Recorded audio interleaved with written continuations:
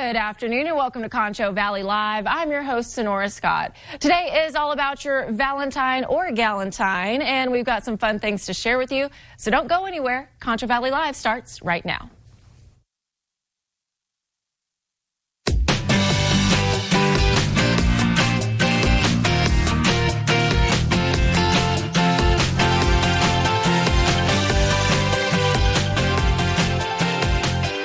Okay, everybody, we have got our favorite historian back with us, Raffi, of course. Welcome back. I am. I love to be here, love history, love TV. Yes, well, we love you being on the show. That's amazing. So, okay, we have got so much to talk about. Let's start. Where do you want to start? Kind of the historical aspect of it? Sure. How about some different ways that people have seen love over time? Because Valentine is about love. And you know how economists talk about supply and demand? Well, historians talk about change over time. Yeah. And believe it or not, something like love that we feel is so, sort of absolute has actually changed over time. You look in the ancient world, there were definitions that varied. For example, with the origin with the cosmos in ancient Greece, there was this notion that it's connected like the heart. It has a moment of stress and a moment of release, a moment of stress and a moment of release. But early on, you have the association of love and heart. Yes. And then you have Plato, who writes a symposium and quotes Socrates in love, meaning with honor versus dishonor in the context of citizenship. Okay. And he also talks about love in that same symposium,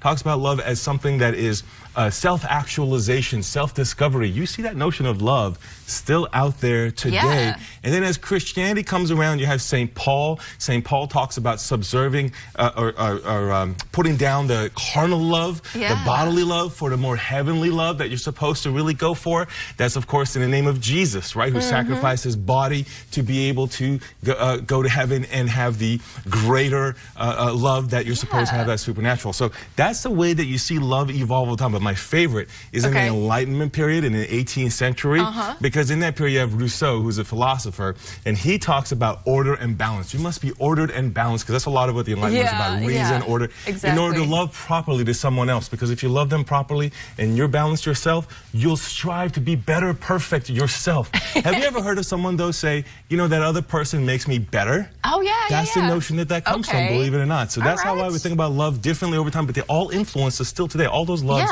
are still out there today. That is so crazy. Absolutely. So something interesting that you sent me were some really kind of cartoons or sketches or things that you might have seen that's right. during the period of the 1800s, late 1800s into the early 1900s. Different ways of love. And when you look at those things closely, you see those different loves reflected on there, including those of citizenship, particularly political cartoons, etc. Absolutely. Now, you can see that love portrayed in different ways. And how about today, of course, we portray our love with chocolate, right? Of course. And I brought a bunch of these different ingredients. So let's look at what chocolate did over time and how it connects with love. So first, when you had chocolate in Central America, which is where it originates, it was a bitter drink. But it was still associated with these rituals that were supernatural, having kind of these magical powers, if you will.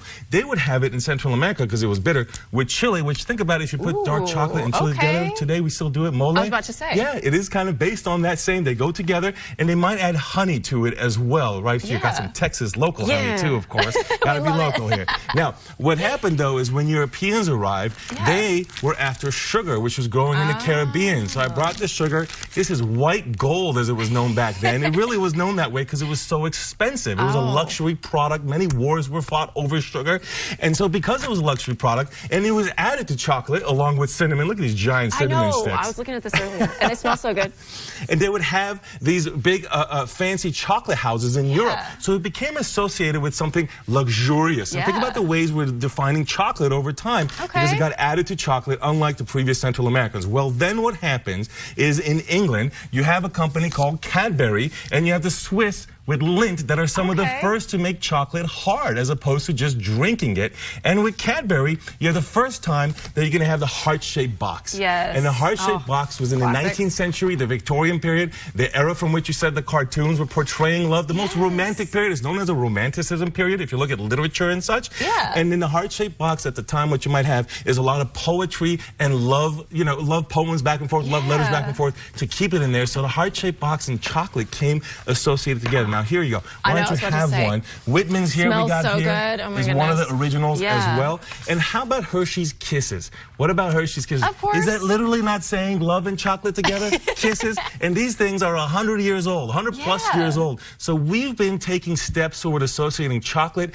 and that magical power. It was used in rituals in Central America. Yeah. Europeans also noticed that it gives you a boost of energy. It does have some caffeine in there. There you go. And so that energizing was also seen as sort of an aphrodisiac of sorts when you think about it. So it all comes together with the development of chocolate and the development of love. That is so interesting. Oh my goodness, yeah, because we just think about it as chocolate. But thank you for sharing the history and joining us today. Thank you. Of course. Well, hey, folks, we do have to take a quick break, but we'll be right back after this.